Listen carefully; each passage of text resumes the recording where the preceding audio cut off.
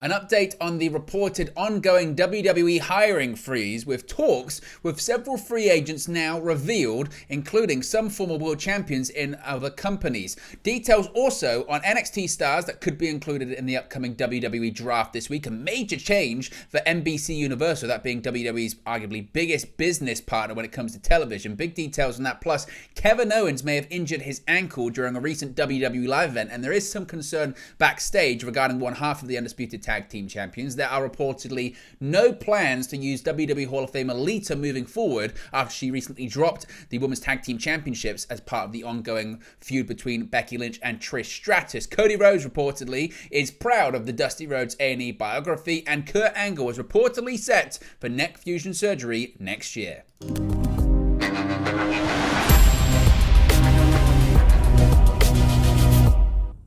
Hey guys, welcome back to Wrestling News 365. Hope everyone is doing very well. As always, there are plenty of news stories to get into in the world of World Wrestling Entertainment. Let's start off once again talking about this hiring freeze. It's something that has been reported, disputed. It's not official, it's unofficial, it doesn't exist, it does exist. Well, we've got more details on it, and they come from Sean Ross Sapp of Fightful Select. Now, they are saying they've learned more when it comes to the hiring freeze within World Wrestling Entertainment. Reportedly, it was reiterated to Fightful from WWE higher-ups that there has been an effective hiring freeze in place since the beginning of 2023. Whether or not that official term has been used, in fact, they've also learned that former NWA World Heavyweight Champion Nick Aldis, who has recently appeared for Impact Wrestling. He hasn't actually signed a contract with Impact Wrestling, but Fightful are reporting that they have learned that Nick Aldis was told that WWE had maintained interest in him, but with the corporate moves, i.e. Endeavor acquiring WWE, the upcoming merger with the UFC that's going to be completed later this year, the new company being formed, there weren't main roster hires being made right now, but they did maintain interest in him. That would maybe go to explain why he hasn't actually signed a contract with Impact, so maybe it's just a case of he's going to be doing some work with Impact for the time being, and then maybe later on this year he could sign with World Wrestling Entertainment. However, Fightful have also been told that a WWE higher-up told some within the industry that they are still talking to talent and hope to be hiring again sooner rather than later. So despite the fact they're not actually hiring people, signing people for the main roster right now, they are still having talks, which is kind of what the Nick Aldis situation was. They've had talks, but we can't do anything right now. Fightful have learned that there was contact with EJ Nduka via James Kimball and Switchblade Jay White via WWE, and that Triple H was adamant he didn't want the details of the talks being leaked out. Now, as to why he didn't want those talks being leaked, maybe it was because of situations when it comes to the company. Of course, when you're talking about mergers and acquisitions, things about new signings or people leaving can affect cost prices, so that might be why. But Triple H reportedly was adamant, we don't want things getting leaked. The irony of ironies being is they were leaked. We're talking about them right now.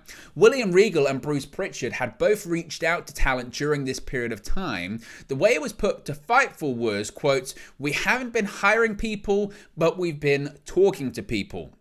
It was also mentioned that while WWE had heavy interest in Jay White and would have loved to have had him, there wasn't a lot of communication in the latter weeks before he got signed by All Elite Wrestling, which is something that was put out there previously after Jay White had signed with AEW, which was essentially he did have talks with WWE, but eventually communication just kind of dried up from both sides, and eventually he signed with AEW.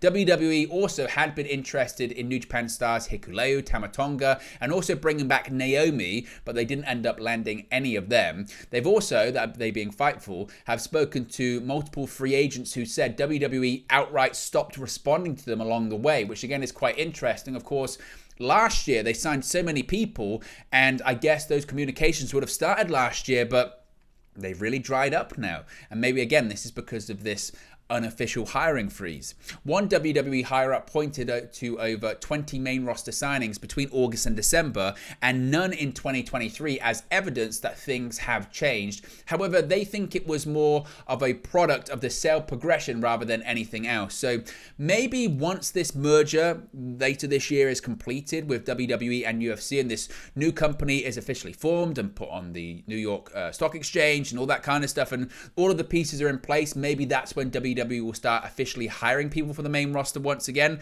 But as of right now, according to WWE, they're talking to people, they're trying to keep irons in the fire, but no new signings at the moment.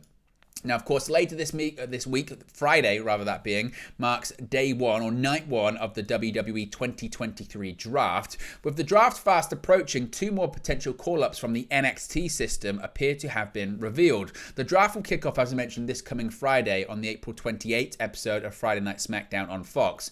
And will continue on the May 1st episode of Monday Night Raw next Monday, a week today. WRKD Wrestling has revealed which two NXT stars will be at tonight's episode of Monday Night Raw to wrestle on the pre-show tapings for main event. Usually, NXT talent's working main event doesn't necessarily mean anything in the way of call-ups, but perhaps with the draft approaching and the proximity to Friday's night one of the WWE draft, there is a bit of stock being placed into the performances tonight. The first name reported by WRKD Wrestling for main event tonight is former NXT Women's Tag Team Champion Cora Jade. Jade is one of the few top NXT names who hasn't been on main event yet, but she did appear on an episode of Raw last year during her feud with Roxanne Perez. Jade didn't wrestle, but recruited Rhea Ripley to face Perez in a match the following night on NXT, while Perez recruited Raquel Rodriguez to face Jade. Tomorrow night's spring breaking episode of NXT will play host to a match between Cora Jade and Lyra Valkyria. The other name revealed by WRKD Wrestling is Joe Gacy, who has wrestled on main event once before. That came back in November where he lost to Cedric Alexander, but that's the extent of his main roster exposure thus far in his career. To be specific, WRKD Wrestling wrote, quotes, "They are both also seen as potential draft call-ups, so that's not exactly a guarantee. If they have been earmarked for call-ups, they'll join a list of names reported by PW Insider recently, which was the likes of Ilya Dragunov, Pretty Deadly, Zoe Stark, and Cameron Grimes. If you're looking for clues, Grimes has obviously been out of NXT since last year, waiting for a call-up, so that seems pretty inevitable. Pretty Deadly are in a trunk match against Channing Stacks, Lorenzo, and Tony D'Angelo at Spring Breaking tomorrow night, so that would make a lot of sense as a way to write them off of NXT television for a call-up to the main roster. WRKD Wrestling also reported recently that Tyler Bate impressed WWE management with a match on main event against Dolph Ziggler, and he's been mentioned as a potential call-up as well. So certainly a lot of NXT talent seemingly are being earmarked or certainly discussed to be participating in the draft. Now, this is a fascinating story when it just comes to the corporate world, but certainly when you have this WWE element as well. A huge change has occurred for WWE's most important business partner, that being NBC Universal. 2023 is going to be a very crucial year for WWE with the completion of their sale and merging with the UFC under Endeavor. The next step in this calendar year will be their television rights negotiations. Their current television partners are Fox and NBC Universal. Not only does NBC own the rights to Raw, but they also have the rights to Peacock, which owns the tape library and premium live events with the WWE Network. They license that, of course. On Sunday, CNBC reported that NBCU CEO Jeff Shaw left his role after he admitted in an inappropriate relationship with a woman in the company. Sounds pretty familiar to Vince McMahon, doesn't it?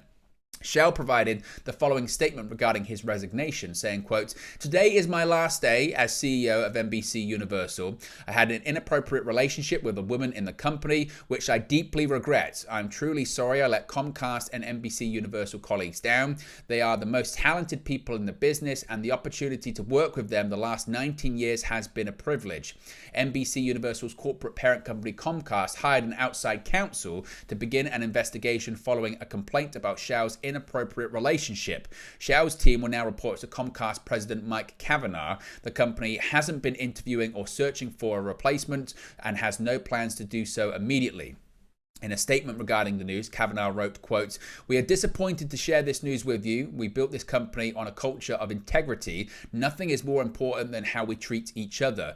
You should count on your leaders to create a safe and respectful workplace. When our principles and policies are violated, we will always move quickly to take appropriate action, as we have done here." Jeff Shaw took over as CEO of NBC Universal in January 2020 and oversaw the company's theme parks, its Peacock streaming service, sports production operations, television stations group, and entertainment and news television networks like NBC News. Certainly, again, it's going to be absolutely fascinating when it comes to all of this. So, will this affect WWE's negotiations with NBC Universal? I mean, anything's possible. It's going to be a big year for WWE, as I mentioned, with this Endeavor being under this Endeavor umbrella, the merging with them and UFC, and maybe whoever comes in might decide, actually, you know what, we don't really want any involvement with WWE. Seems very unlikely. And of course, the Peacock deal is separate to the television rights thing for Monday Night Raw as well. Obviously, that runs for several more years. So it's going to be absolutely fascinating, no doubt about it. Now, there's some concern about one half of the undisputed WWE Tag Team Champions, Kevin Owens. An update has emerged on a feared injury to current WWE Tag Team Champion Kevin Owens coming out of house shows this past weekend. Owens was in action in Fort Wayne, Indiana on Saturday, where he and Sami Zayn worked a match against the Usos. Addressing that match in Sunday's Wrestling Observer Daily Update, Dave Meltzer writes, quote, Kevin Owens appeared to injure his ankle last night in Fort Wayne, Indiana. It came during an Owens and Sami Zayn versus Usos tag team title match. We're not sure, but multiple people brought up that he was hurt during the match. He was limping and needed help to the back. He did come back still limping for the Cody Rhodes versus Solo Sikoa main event. We've heard nothing official on whether it was a storyline or legit at this point. We'll probably know if it's serious based on if he works in Toledo tonight. Following up on this, Dave Meltzer spoke on Sunday night's Wrestling Observer Radio after the show in Toledo, saying, quote, he worked tonight in Toledo, so he's okay. He hurt it last night in Fort Wayne, but he's okay. Like I said, he wrestled tonight. He did a run-in tonight, so good enough for that. He was not limping, and he was not limping at the show tonight as far as I know. So he's good to go probably for Friday's tag team title match on SmackDown. So it would appear that despite some concerns, he's okay. On this coming Friday's April 24 episode of SmackDown, Kevin Owens and Sami Zayn will defend the undisputed WWE Tag Team Championships against the Usos in a rematch from WrestleMania. Of course, there's going to be a lot of eyes on that match with a lot of uncertainty surrounding the upcoming Night of Champions event in Jeddah, Saudi Arabia.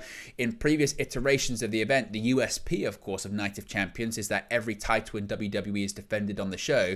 But with it being in Saudi Arabia, Owens and Zayn, they definitely won't be traveling to the event. That means something has to give. Either that stipulation of every title being defended won't be upheld, or there'll have to be a title change, which could come on Friday. Of course, Friday is also night one of the draft too, so there could be a lot of change when it comes to the tag team champions and, frankly, the tag team division in WWE. Speaking of tag team champions, a former tag team champion, Lita, she might be done in WWE, at least for the foreseeable future. A new report has revealed an update on WWE Hall of Famer Lita's status with the company. In January, Hall of Famer Lita made her return to the company to aid Becky Lynch in her rivalry with Damage Control. This eventually led to her and Lynch defeating Dakota Kai and Io Sky to win the Women's Tag Team Championships, marking Lita's first title reign in 17 years.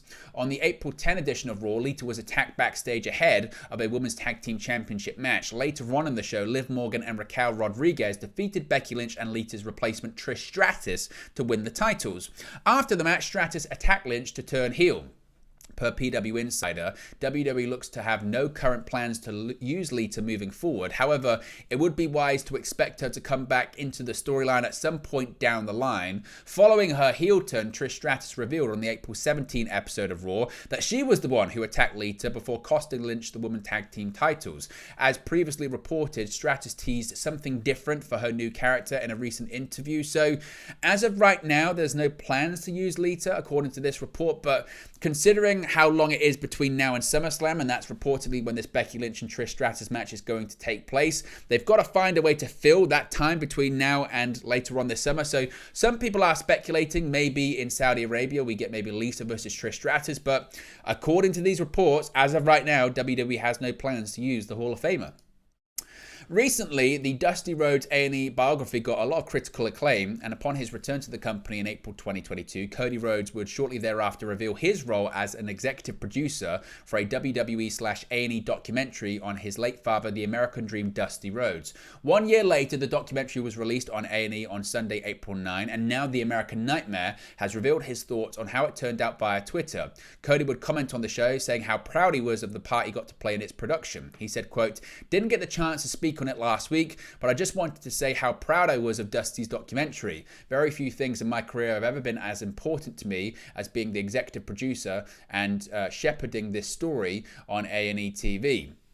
Cody's path to doing what his father couldn't by winning the WWE Championship has recently diverged by Brock Lesnar, who will face one-on-one at Backlash on May 6. As for Cody's immediate future, he would recently comment on this coming episode of Monday Night Raw, that being tonight, by reflecting on his infamous last appearance at the show's venue at the Allstate Arena in Chicago, Illinois. Of course, that was when he was Stardust. So certainly, again, very interesting. And as I mentioned, if you haven't watched it, go and watch it. The documentary is absolutely fantastic.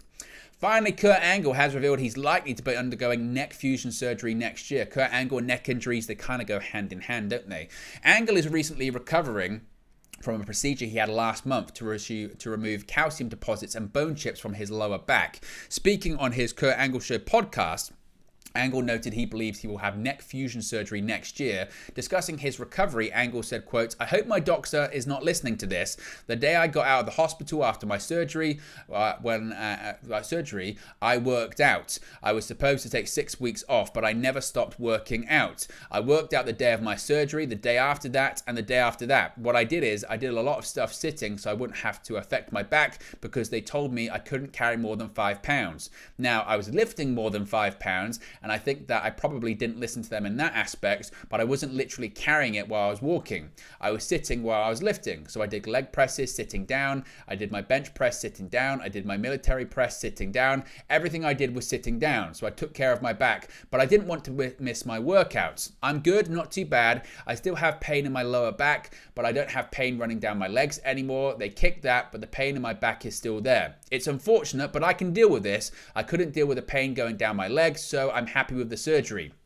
The crazy thing is I haven't been able to really play with my kids the way I want to because I had my knees replaced and my back surgery. Before that, it was all really bothering me. I was really messed up. My neck is messed up. Next is my neck surgery. I'm probably going to have fusion next year. Hopefully that'll help my body and eventually I'll be able to play with my kids. My knees, I've been able to come out of that pretty good. So once my back heals, I'll start being able to play with my kids, throw them around the pool, carry them on my back, doing that kind of stuff. I want to be like a real father to my kids. So certainly goes to show again, the injuries still are, he's dealing with them, Kurt Angle, but he's going to hopefully get his next fix next year. So fingers crossed that works out for him. But there you go, guys. It's the latest WWE news for you. Be sure to smash a like on the like button. Be sure to subscribe bottom right hand corner. Let me know your thoughts in the comment section below, and I'll speak to you again very, very soon. Hey guys, thank you for watching, listening, streaming, or however you come across this video today. Be sure to click on the video on the right there to watch our next video, or click the bottom there to subscribe, or the bottom right hand corner. Thank you very much, and I'll speak to you again very soon.